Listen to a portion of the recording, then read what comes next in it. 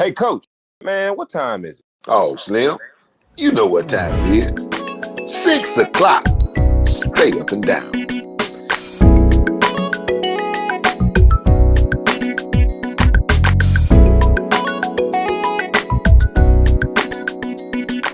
It's HomeSpun Sports with Coach John Montgomery.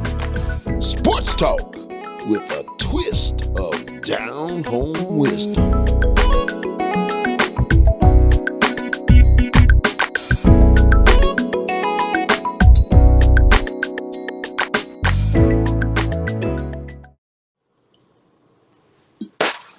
Welcome. We're so glad to have you tuning in to HomeSpun Sports. It's Sports Talk with just a twist of down-home wisdom. I am your host, the coach, John Montgomery. I'm right here in good old H-Town, Houston, Texas, way up there in Oklahoma City. My shown up ride or die. The last P in the shell, my baby boy. What's up, Slim? What's going on with you, Coach? How you doing, man? Oh, man, I am excited, my brother, for this show. Ladies and gentlemen, we have a SEC legend as a player and one of the true good guys of the coaching profession, a pro in every sense of the word. He has been quarterback coach in Division I. He's been an offensive coordinator in Power 5 schools. He's coached Heisman Trophy contenders. He is now the wide receiver coach at the Baltimore Ravens. But more than that, he's a first-class guy in every sense of the word. Will you please make welcome my good and dear friend, Tamaris Nigel Martin. What's up, Coach? How you doing, Coach? How you doing, man? How you doing? What's up, Slim? How y'all doing? I'm doing Man, fantastic. T, I am peacock proud, my brother, to have you to take a little of your time. I know you're busy, man. I know you got a lot going on, man. Saw you on TV at the Combine. But I know you're busy, man, but you would think enough of HomeSpun Sports to come share and be a part of our show. Slim, I got to take you back right quick, man. It's 1994, and I'm the offensive coordinator at Alabama A&M. Stanley Connor, who was our running back coach, and your homeboy, that's right, come up to me with a film. He goes, "I want you to look at this Montgomery, look at this running back, this quarterback. I want you to look at this quarterback." And man, I watched about 1 foot of that film, and I'm like, man, this guy's special. He go, "We gonna get him." Stanley goes, "We gonna get this kid. We gonna get this kid." I go, "For real? Yeah." Yeah. Well, we can't get him right now. He's just a sophomore. I go, "This kid's a sophomore." He goes, "Yeah, he's a sophomore, but I've known him all his life. I mentored this guy. We gonna get this guy." I watched a few more feet of that film, Slim. I go, "Stanley, no, we not." So at any rate, he said his name is Tamaris Martin. His name is Tamaris Martin. And man, I'm telling you something, man. I know this guy. I said, Stanley, this kid's a hell of a player. He's just a 10th grader in this film. He goes, yeah. I go, "We ain't gonna get this guy, Stanley." At any rate, we didn't get you. You went to Tennessee, won the national championship, and I followed your career from that point. But now we fast forward, it's 2003, and I'm doing one of them minority apprenticeships, Slim, with the Raiders. Mm-hmm. And it was kind of like we're leaving the Raiders facility in Oakland and going to ride out to Napa, California. So I got my bag and I'm getting on the bus. Hey, Slim, you saw that scene in Forrest Gump? Well, Forrest Gump getting on the bus? Yeah. He walking down there looking for a place to sit. Uh-huh. And I spotted T on the bus sitting down. And he sees I'm looking for a seat. And he goes, "You can sit here if you want." Like Jenny did. Yeah. You sit here if you want to. Hey, Slim. I said, "You are Tamaris Martin." And he goes, dude, anybody call me Tamaris Martin know me from way back in the day.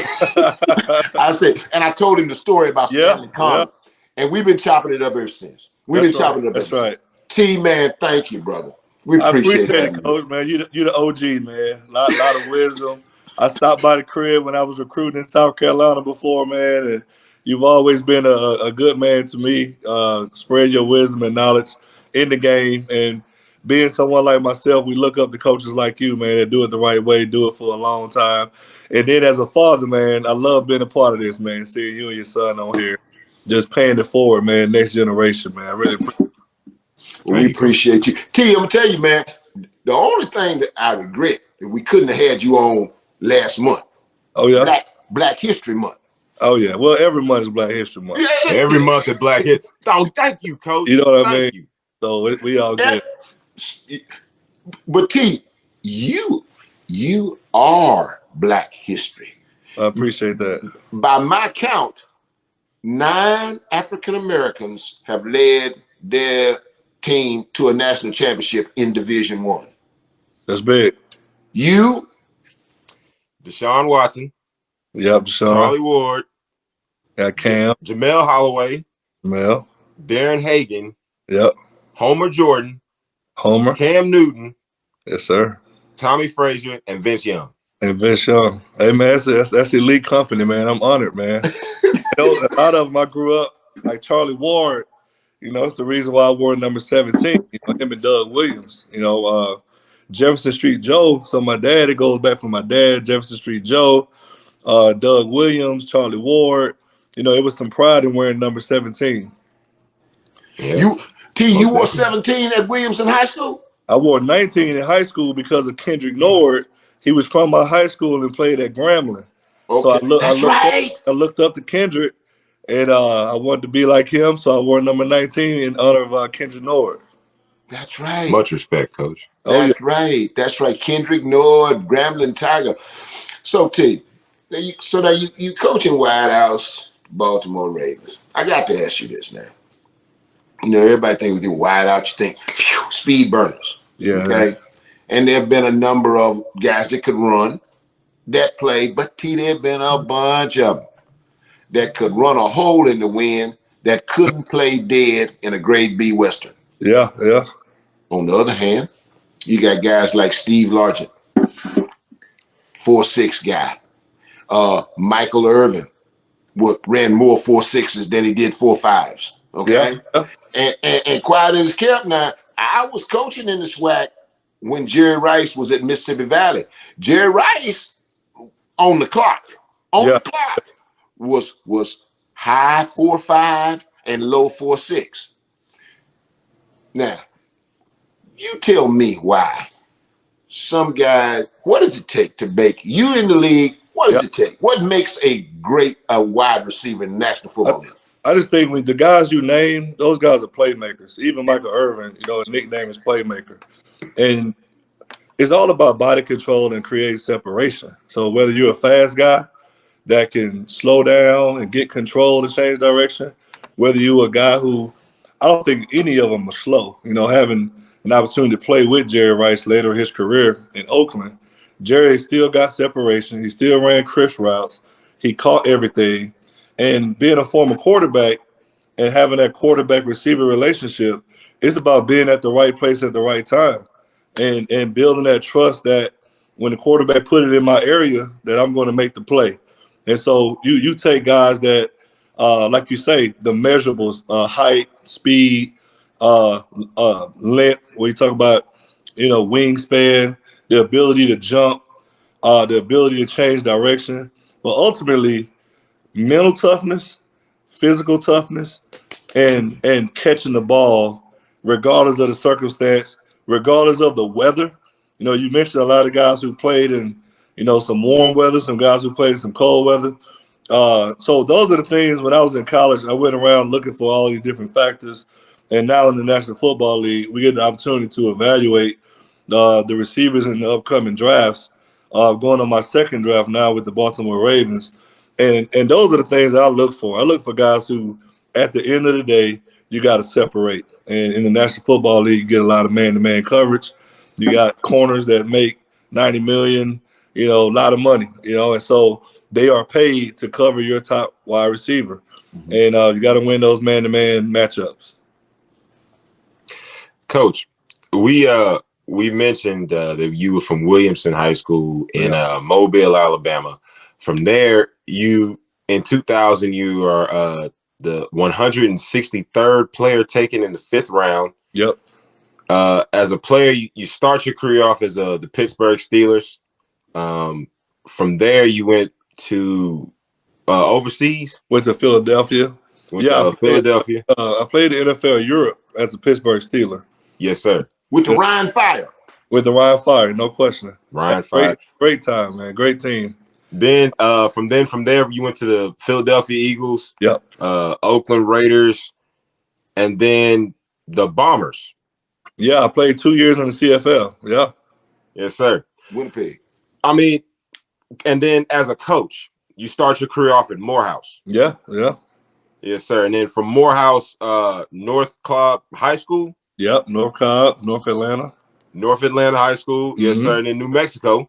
That's right. You were there with Locks. You were there with Locks. Yeah, Coach Loxton, man. Yep, he was the head coach.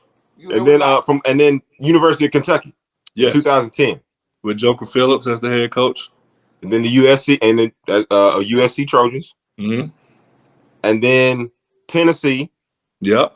And then the Baltimore Ravens currently. That's right. You got it. That's an amazing ride, Coach. Oh yeah.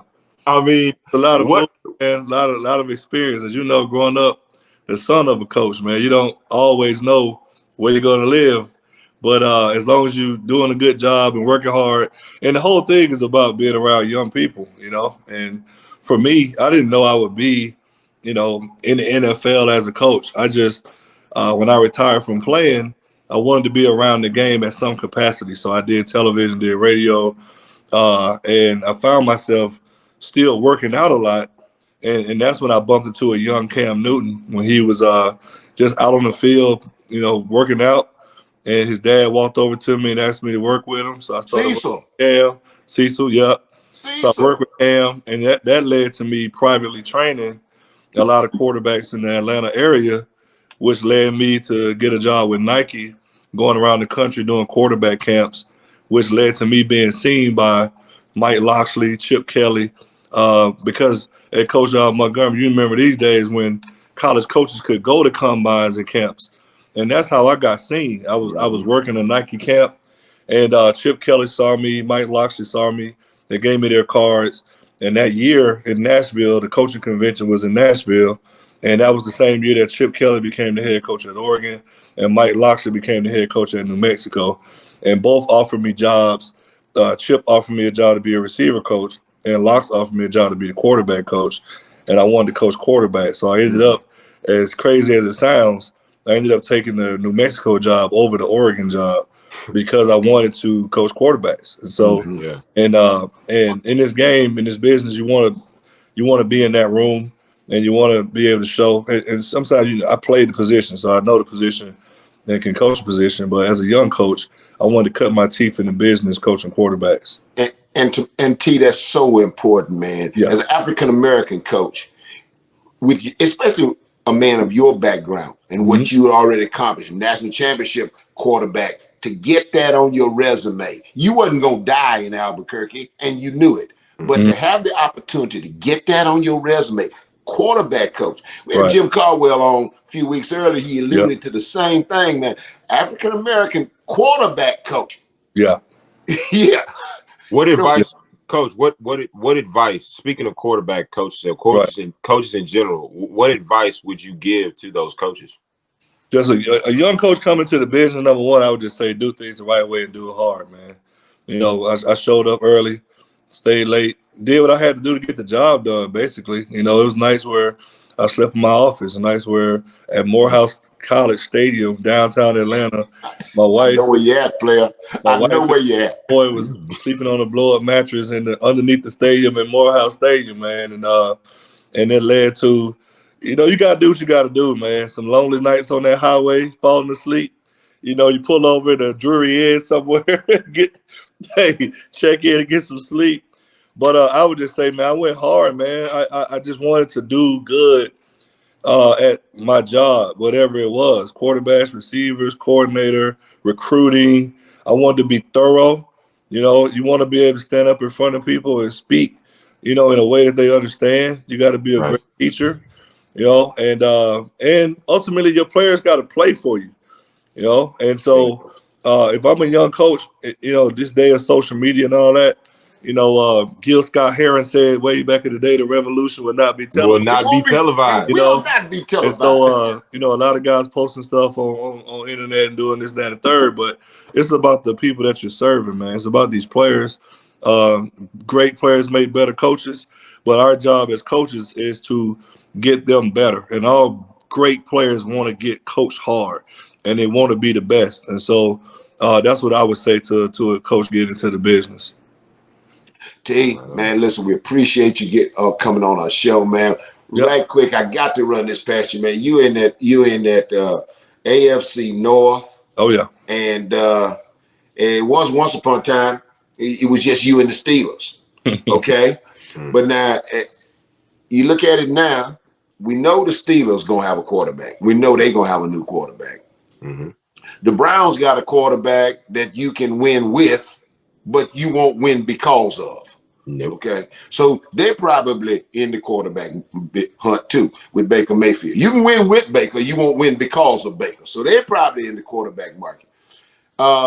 There's a young, gifted guy in Cincinnati with this Joe Burrow.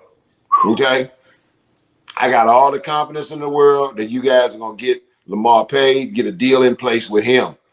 But man, that AFC North, whoo boy, It's dark, man. bro, that's fixing to be the heat is on in that division. That's And gonna you be a mentioned, dog fight. mentioned the quarterbacks, and all of them are great players, man. Each and every one of them have, you know, there's different skill sets and traits, but the number one thing is the defensive side of the ball, man. Every one of those teams can get to the quarterback. They got good secondaries. They have tough blitzing defenses and pass rush, man. So, you know, on our side of the ball, we're worried about the defense. we don't have to play against those quarterbacks. Hey, we're trying to block TJ Watt, man. You know what I'm saying? Defense player of the year, coach. But no, it's a great league. But that's the league. That's the conference I came into the league in, though. You know, I came in as a Steeler. You know, and so the Browns was always a big rivalry. The Ravens was always a rivalry. You know, when I came into the division, when I got drafted, so it was really cool to not only get back to the NFL, but to also get back in the AFC North, man. I'm familiar with those rivalries. If anybody knows, it's you, coach. Well, I appreciate it, Slim. Yes, sir. T, Yes, man, sir. listen, my brother, we so greatly appreciate you Anytime. coming in our show. Do me this one solid. You got it. When you go to work Monday, please tell John Harbaugh Yeah. that John Montgomery said he and Ingrid both. That's First right. class. Man, listen. I mean, when I came to interview for the wide receiver job at the University of Cincinnati in 1996, John Harbaugh picked me up at the airport. That's cool. And in fact, gave me a ride to work every day until I got my dealer car. How about that? Man, they don't make them no better. Let me tell you something, partner. They don't make them no better than John Harbaugh. That's good. That's a good. First, please tell John I said hey. And there's another gentleman that I know you know well that's still in the building, man by the name of Ozzie Newsome. Oh yeah, definitely.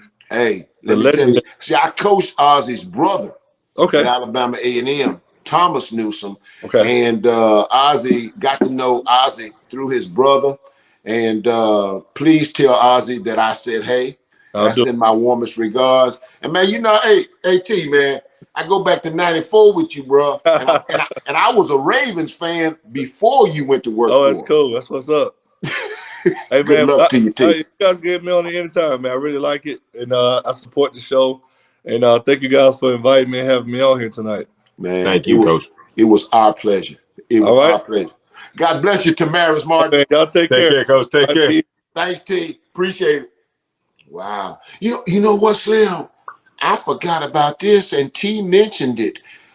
He came when I was at Benedict College, when Columbia, South Carolina, I think it was 2006 or 2007, he was at Kentucky.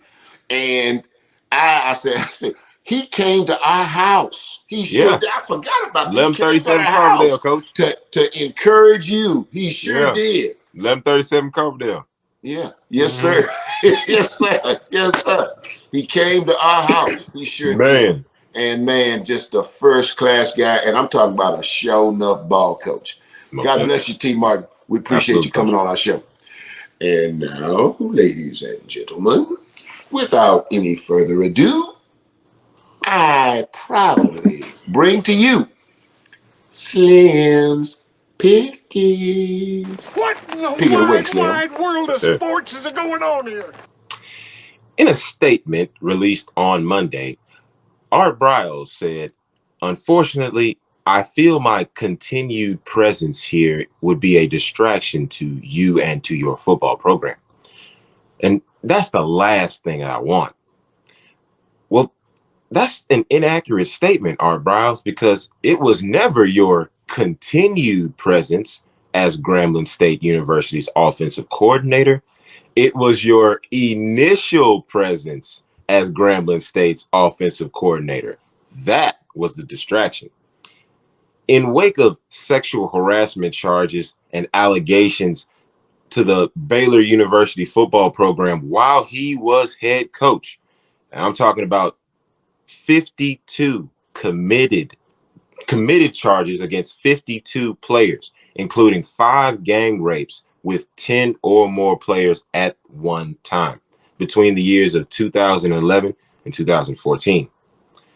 In defense of his hiring, Art Briles, Hugh Jackson, head football coach of Grambling State, said in a letter written through his foundation, his hiring was a testament to forgiveness, redemption, and enlightenment.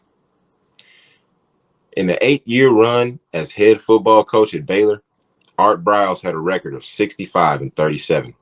He won 2 Big 12 championships and had 4 top 25 finishes before he was fired in 2016.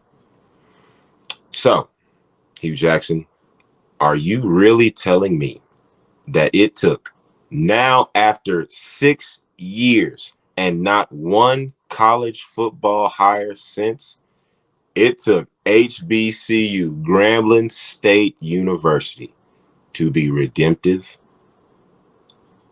to be forgiving, redemptive, and enlightened? Yeah, right. Stay tuned, sports fans.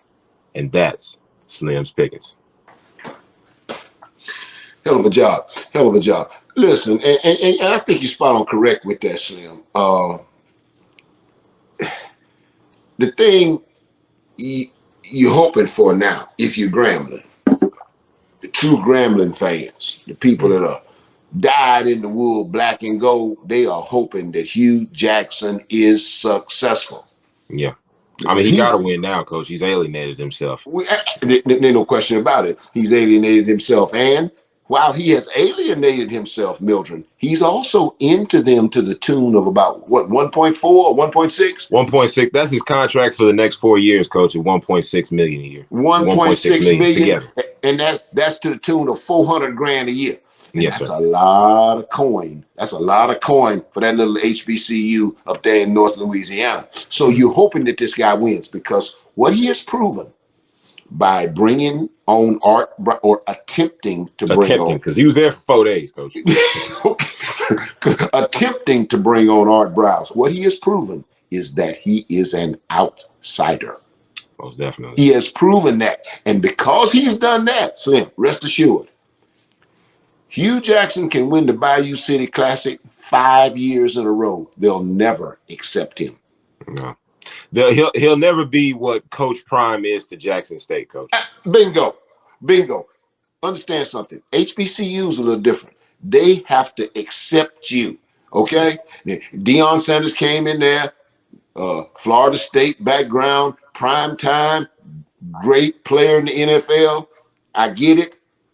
They have accepted him. Now, it helps to win. It certainly helps to win. Now, he did win, Coach. And he did win. But let me tell you something. They have accepted. Hey, listen, we've said it on the show many times. We had Doug Williams on our show many times. That's the secret to Doug Williams' magic in Grambling. When Doug Williams walks that campus, walks up in a meeting room, they don't look at him as a sports celebrity, a Heisman Trophy finalist, an NFL front office executive, a Super Bowl MVP. They see Doug Williams as a Gramblinite. They see him as one of their own. My boy. And they are never, after this, no, sir, it ain't happening, buddy. As a matter of fact, Coach, the head coach at Grambling before Doug Williams, Rod Broadway. Hugh Jackson's just like Rod Broadway.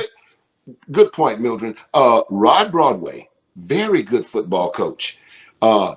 During his run as head football coach at Grambling, never lost a game in Eddie Robinson Stadium. But he made the mistake of calling the Bayou City Classic a dog and pony show. And they never accepted him. And Hugh Jackson's going to be the same way. Yeah, no question. Now, Coach, it's March. We got college hoops to talk about, right? I mean, what's up? We are 1 week away from Selection Sunday. 68 teams, 32 conference champions, 36 at-large bids. I'm going to give you my number one seeds, and then you're going to give me yours, all right? I'm listening. I got Gonzaga. I got the Kansas Jayhawks. All right. I got the University of Baylor, the former March Madness champions. All right. And the University of Arizona Wildcats. You got the Wildcats. All right, Slim. I know they got beat like a drum night before last, but I'm still taking Duke. Really? I'm taking Duke. I'm taking Baylor. Okay. I'm taking Auburn, and I'm taking Kentucky. Well, they better play a whole lot better than they did because UNC spanked them boys, man. They did. Let me tell you, Paul Banchero and Adrian Griffin didn't have a thing for UNC. It was tragic, Coach. Okay. Well, we'll see. Okay. But you're right, son. Well, I'll tell you what, man. Next Sunday, Selection Sunday. I can't wait. I can't wait neither. NFL, Coach. The NFL Combine just concluded. Okay. Who caught your eye? Slim. That big defensive tackle from Georgia. Jordan Davis. Jordan Davis. Yeah, Jordan Davis. Slim. He is a rolling ball of butcher knives. Can I tell you? Let me tell you. Hey, Slim, this guy's almost 6'7". 6'6" 3/4. Yeah. Okay. 6'7". Yeah, 6'7". 341 pounds. And Mildred, he ran a 4.78 40. You hear me? Slim, he standing broad jumped 10 feet. He's full-grown man. And Slim, I'm telling you, when you look at these interior guys, I'm thinking of guys like you saw Aaron Donald, Super Bowl Sunday, the great Joe Green. This guy has of the Pittsburgh Steelers. This guy has a chance to be in that class. Jason, the bottom line at the combine is, can you play? And he was going top. I wouldn't say no less than 15, Coach. No less than 15 in the list. Okay, 32 teams draft, 32 first-round picks. He was going at least 15. But let me tell you something, Slim. That big fella made himself some serious coin. Coach, when the point where you talking about his 440, his 40 speed, he ran a 4.78. Baker Mayfield ran a 4.8. Yeah. Jameis Winston ran a 4.9. Yeah. This boy is 341 pounds. Damn, 350 pounds. And he moving faster than quarterbacks? Yeah, there you go. That's scary. Yeah, that's spooky, that partner. Yeah. I think the other thing now is the consensus right now is that the top 3 quarterbacks to go in the draft. You got that Kenny Pickett kid from Pitt. From Pittsburgh, yeah. You got Matt Corral from Ole Miss. From Ole Miss, yeah. And you've got Malik Willis from Liberty. Liberty. And there are a lot of people vacillating back and forth of the order. The best one of the bunch is that boy from Liberty. Malik Willis Malik Willis is the gospel truth. Malik, let me tell you something. Here's the thing about Malik. He's got a big league arm. Okay. He can hit all the spots. And most especially about this Malik Willis, he can make you right. Now, by that I mean this. You bring offense takes the field, come to the line of scrimmage, the play's been called, and let's just say in this case, the defense got a better play called than the offense got called. It happens. And thank you. Sometimes that happens. Yeah. This kid Malik Willis can overcome all that. Okay? If the defense got a better play called than the offense got called, when Malik Willis is out there on the field, Malik Willis can make you right. Okay? That's a redemptive quality, right? Yes, there. Sir. Yes, sir. I'm telling you. And so as this draft, and just watch. You just watch. Watch, Slim. Watch. As this draft goes closer to he's gonna be in Las Vegas late April, and we'll be covering the draft and giving you more input on it. But watch how he navigates from being second or third to clearly being first before it's over. No question. Now, speaking of NFL and speaking of quarterbacks, Coach, what's up with Aaron Rodgers? I mean, 38, 4 MVPs, 1 championship, and right now you got is Devontae Adams. Yeah, and I tell you, he's a diva, Aaron Rodgers. Here's the thing. He would like to do what Tom Brady did. Tom Brady surveyed the landscape, did his due diligence, and picked a team to go to prove to Bill Belichick that it was me and it wasn't the Patriots. So, and he was right. He was right. Okay? All right. And that's exactly what Aaron Rodgers would like to do. But here's the thing. At the end of the day, when you sit there and you look at it, you say, well, where is my best chance to win another Super Bowl? He's a Hall of Famer. I get it. He's a first ballot Hall of Famer. He ain't got but 1 world championship, Mildred, and he'd like to get at least 1 more on his resume before he hangs it up. And it could very well be that his best opportunity to win a Super Bowl is to stay his behind right there in Green Bay. Now, if he stay in Green Bay, he got to take less money. Okay. He's stay in Green Bay. He got to take less money. Free agents. You got free agents, Coach. Come on now. He can't play by himself. They got Slim. They got to pay Devontae Adams. That's the big name, that coach. That's the big name right there. They got to pay Alan Lazard. They got to pay Marquez Valdez-Scanlon. I mean, that's 3 right there. Hey, let me tell you, they got to pay Randall Cobb. They got to pay Randall Cobb. Come on now. So listen. Now, and God forbid that anybody would ever think that Aaron Rodgers would be selfish, but he could go. They talk about he may go to Pittsburgh. Pittsburgh gonna get a quarterback. They gotta have one. They talk about they may go to Tennessee. So, and let me tell you something. There's a team down there in Tampa that, but for a blown call in the secondary, they had an opportunity to be in the NFC Championship. Everybody talking about Denver. Right quick, I'll make this point. Everybody told me he's going to Denver. Nathaniel Hackett. Nathaniel Hackett was his offensive coordinator at Green Bay. At Green Bay. No, he ain't. No. I'm going to tell you why. He ain't going no Denver Bronco. 2 reasons. Come on now. Justin Herbert. Patrick Mahomes. Thank you. Thank you. Hey, Slim. Them two in his division.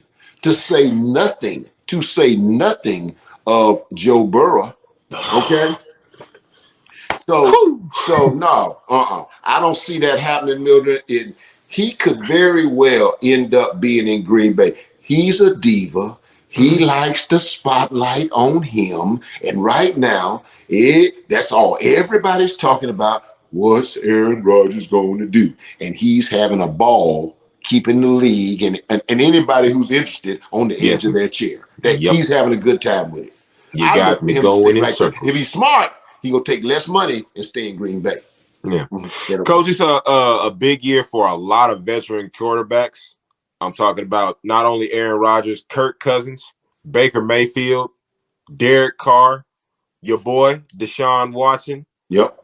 Carson Wentz. I mean, what's up with Carson? Jimmy G, and Matt Ryan. No question, Slim.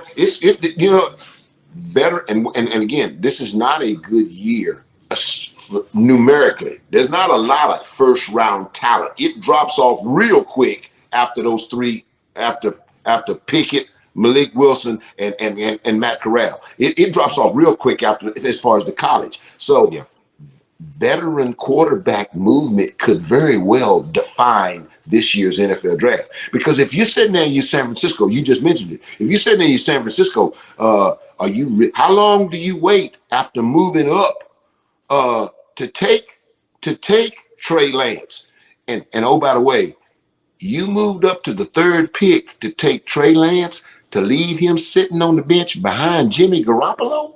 Another year? Come on now. How long are you going to do that? The experiment is probably over in Minnesota with Kirk Cousins. He can't deliver. It's so, one more. We talked about Baker Mayfield. Talked about it. We had T on the show. You can win with him. You won't win because of him. Indianapolis Colts are staying at home because of Carson Wentz. Thank you very much. And I'm gonna tell you something, partner. You listen to Frank Reich when they interview him. He ain't made no declarative statements saying that Carson Wentz is my guy.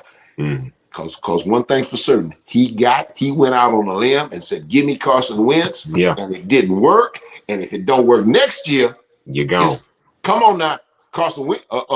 Frank Reich know he's history. Yep. So veteran quarterback movement. I definitely Indianapolis gonna have a new quarterback. Most definitely, Coach. Yeah, no question. Well, hey, look, pleasure being in the studio with you again, Coach. Always, man. I missed you, dog. I did. Man. It's been a minute, man. It's been a minute. But we back. We back. Hey, tell Mom I love her, all right? I'll do that, player.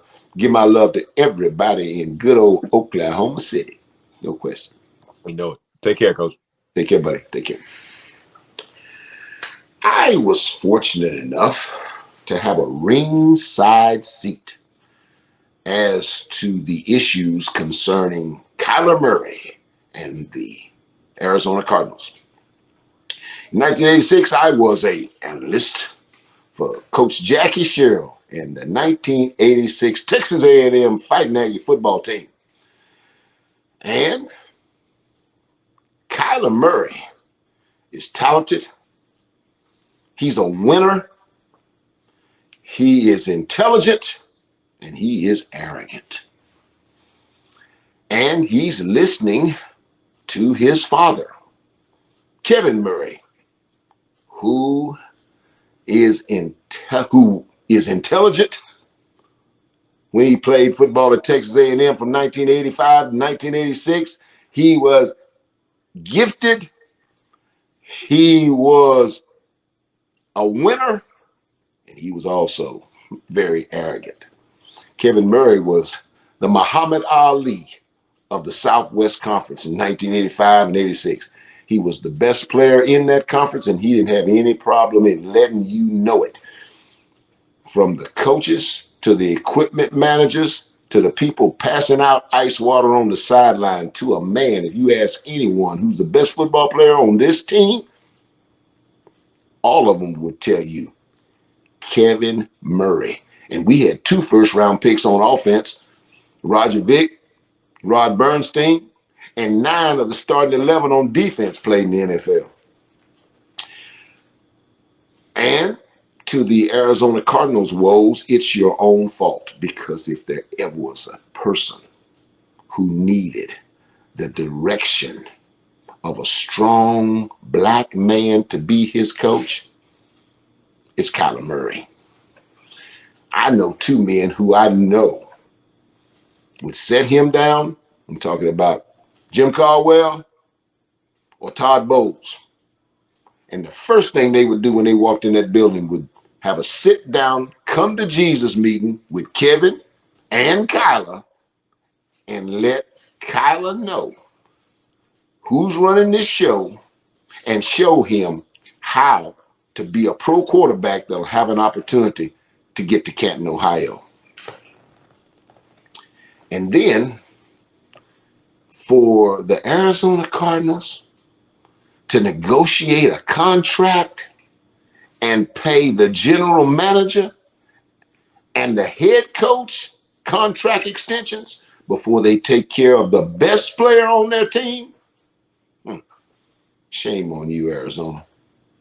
You stewing in your own mess.